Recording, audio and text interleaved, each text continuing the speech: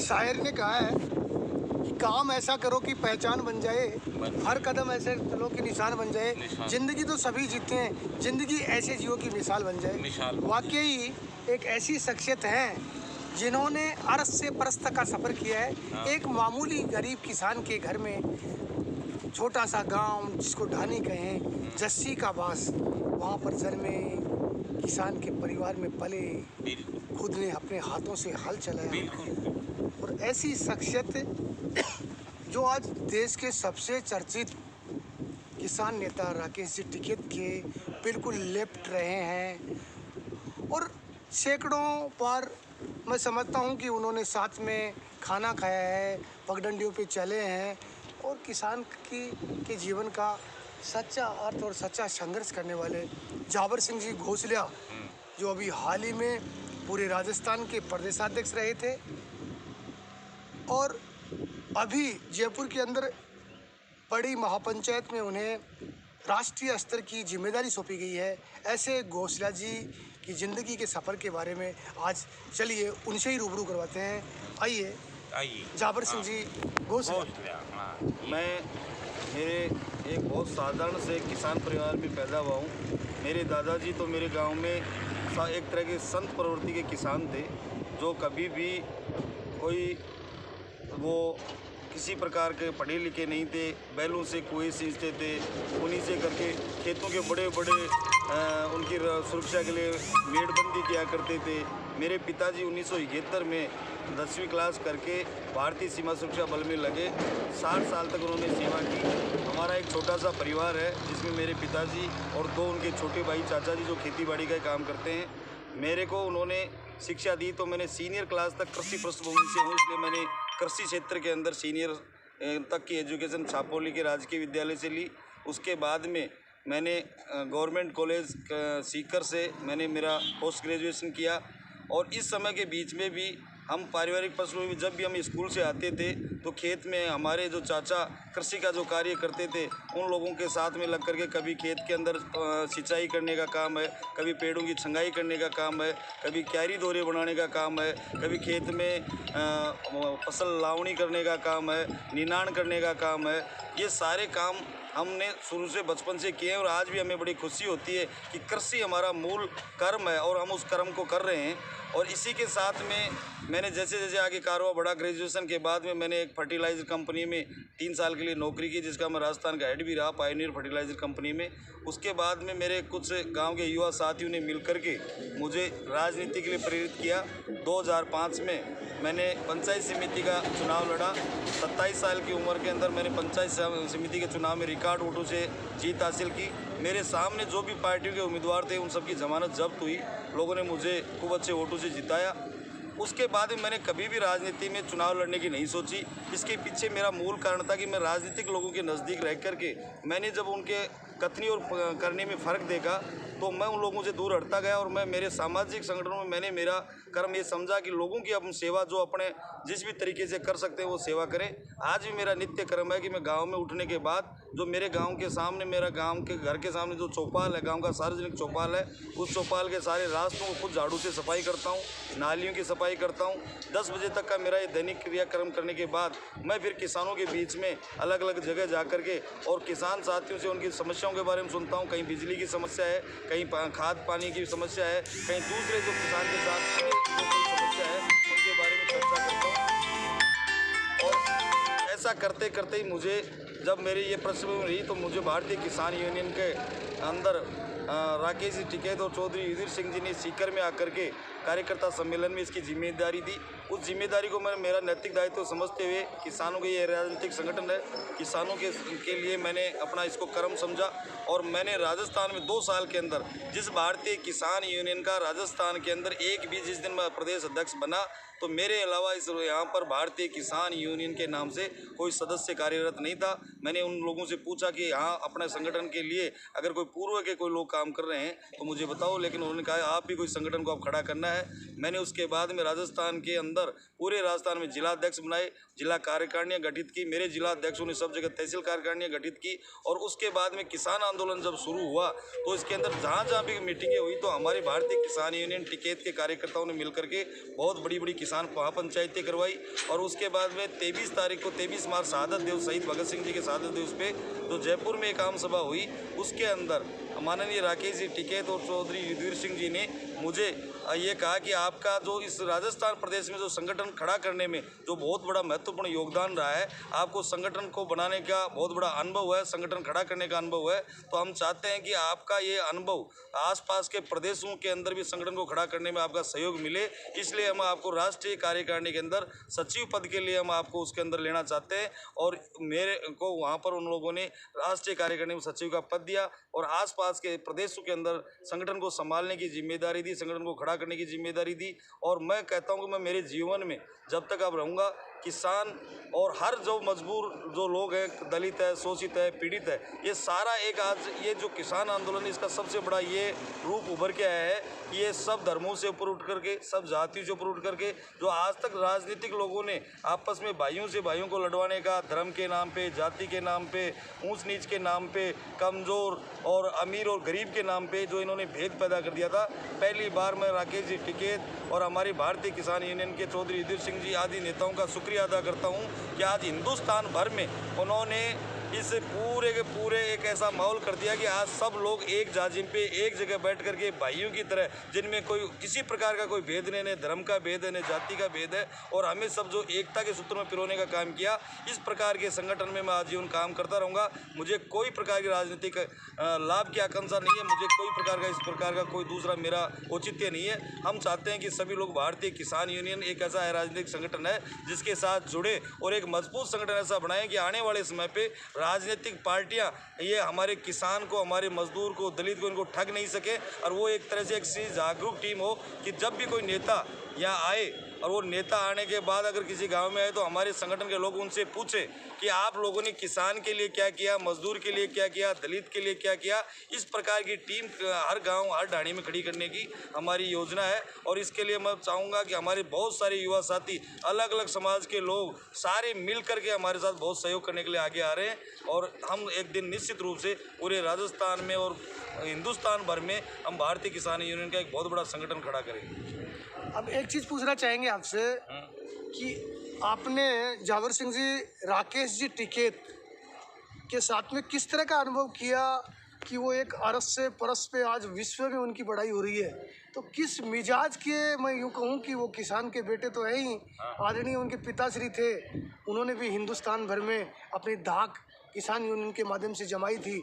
और राजनीतिक दृष्टि से देख लीजिए या सामाजिक संगठनों के जरिए देख लीजिए, या किसान यूनियन तो आपकी है ही, उसके अलावा मैं समझता हूँ कि हिंदुस्तान के अंदर किसान संगठनों की कोई कमी नहीं है।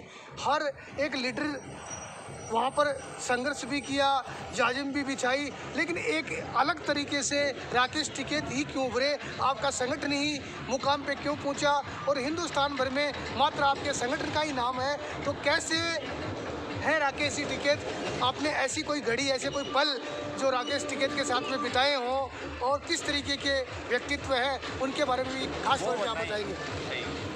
पत्रकार जी, आपने बहुत अच्छा सवाल किया है।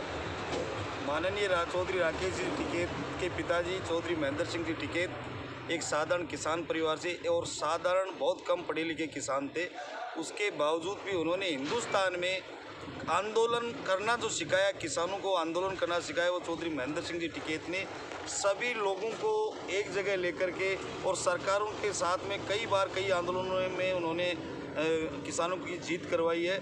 ऐसे ही आदरणीय महेंद्र सिंह जी, चौधरी महेंद्र सिंह जी टिकैत के बेटे राकेश जी टिकैत, जो शुरुआती समय में दिल्ली पुलिस में उन्होंने काम किया, लेकिन जैसे ही उनको लगा कि भाई मुझे आज उनके पिताजी वृद्ध भी हो गए थे और उनके पिताजी की शहादत के बाद में उन लोगों ने भारतीय किसान यूनियन के अंदर आए। मैं काफ़ी लंबे समय तक उनके साथ रहा हूँ और आप भी जब रहेंगे। राकेश जी टिकैत एक बिल्कुल साधारण स्वभाव के आदमी हैं और सिंपल किसान की जो सोच होती है आज भी न उनके बोलचाल में किसी प्रकार का घमंड है न किसी और चीज़ में घमंड है। वो ग्रामीण भाषा, ग्रामीण परिवेश, वही भाषा जो किसान उसकी अच्छी तरह से समझता है। उन लोगों को किसी ये भी उनके मन में भाव नहीं है। वो अपने मन में एक उनका नारा है कि हम किसान हैं और किसान ही हमारी जाति है।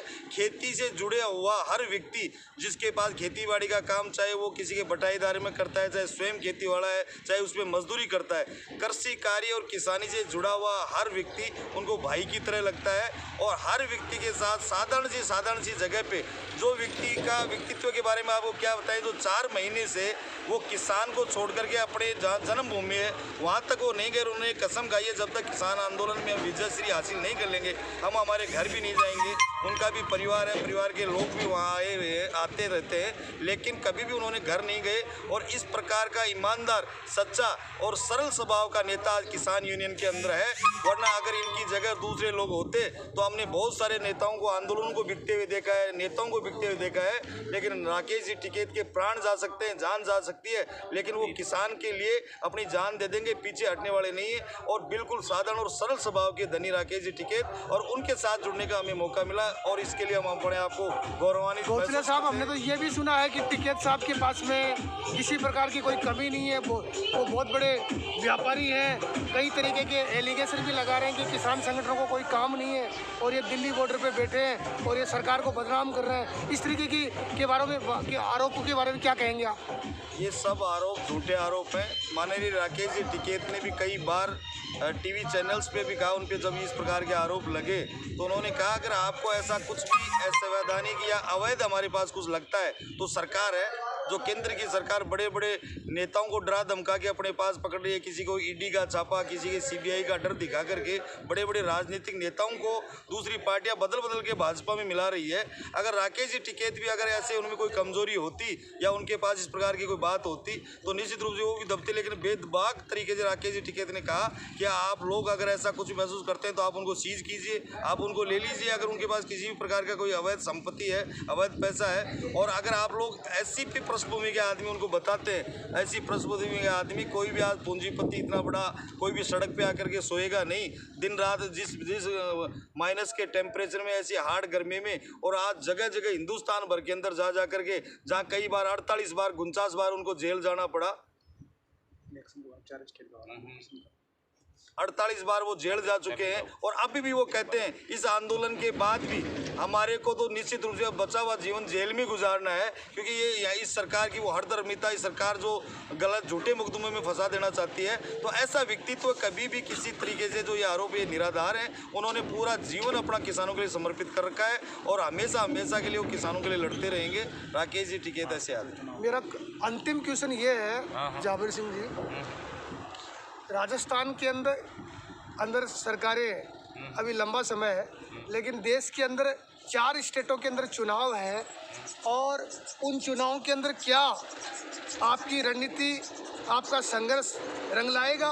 और इस देश के अंदर ये जो मोदी सरकार है इनको कुछ सिखाने जा रहे हैं या क्या कुछ कहेंगे कि वहाँ पर सरकारें बीजेपी की हैं वो सुकड़ा साफ होगा या अन्य सरकारें बनेंगी? इसके बारे में क्या कहेंगे? देखिए, हम राजनीतिक, मैंने पहले ही कहा, भारतीय किसान यूनियन एक राजनीतिक संगठन है। हम सिर्फ और सिर्फ किसान के लिए, मजदूर के लिए, दलित शोषित के लिए, पीड़ित के लिए लड़ाई लड़ते हैं। हमें राजनीति में किसी प्रकार की कोई दिलचस्पी नहीं है। किसी की सरकार बने, किसी की नहीं बने, हम किसी भी दलगत राजनीति से बिल्कुल दूर हैं। लेकिन हम निश्चित रूप से जो सत्ता में जो सरकार रहेगी उससे सवाल करेंगे। उससे सत्ता में जो सरकार बैठी है उससे हम कहेंगे जो किसानों के साथ में जो अन्याय वो कर रहे हैं, जो 3 काले कानून उन्होंने ज़बरदस्ती उन्होंने लाद रखे हैं, हम उन लोगों को इन कानूनों को हटाने के लिए कहेंगे। हम किसी भी राजनीतिक पार्टी का कोई समर्थन नहीं करते हैं, लेकिन हम अगर भारतीय जनता पार्टी अपनी इस हरदर्मिता पे रही और वो किसानों की बात नहीं मानेगी तो निश्चित रूप से हम अपील करेंगे कि ऐसी हरदर्मी सरकार जो लोकतंत्र को ख़त्म कर देना चाहती है, जो संविधान को नहीं मानती है, ऐसी सरकार के खिलाफ हम हमारे किसान भाइयों से और सभी लोगों से अपील करेंगे जो संविधान के रक्षक हैं, जो लोकतंत्र में विश्वास करते हैं। आज लोकतंत्र खतरे में पड़ गया है और इस लोकतंत्र को बचाने के लिए आज हर व्यक्ति का नैतिक धर्म और दायित्व बन गया है। ऐसी हरदर्मी सरकार, ऐसे निरंकुश राजतंत्र को हटाना हमारा दायित्व है। अगर वो किसान किसान की बात नहीं सुनते हैं, तो निश्चित रूप से हम ये अपील करेंगे कि भारतीय जनता पार्टी के अलावा जो किसान हित में जो काम करने वाले लोग हैं उन ऐसे चेहरों को वोट दें जो किसान की बात लोकसभा में विधानसभा में उठाएं।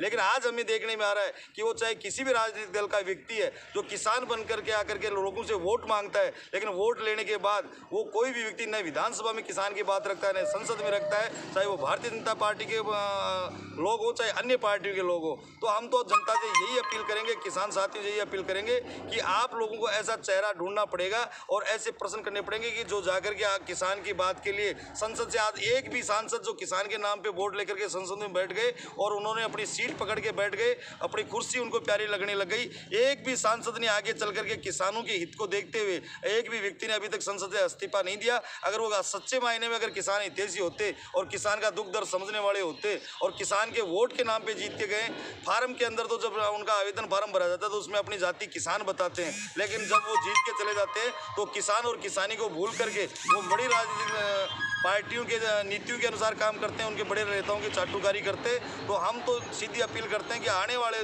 जब भी जो भी चुनाव आएगा, हम किसी राजनीतिक पार्टी को सपोर्ट नहीं करते हुए भी कि जिन लोगों ने किसान हित में बात नहीं की है ऐसे सभी नेताओं को हराने का काम करें, यही अपील हम लोगों से किसानों से करेंगे। धन्यवाद जी। हमारी प्रवक्ता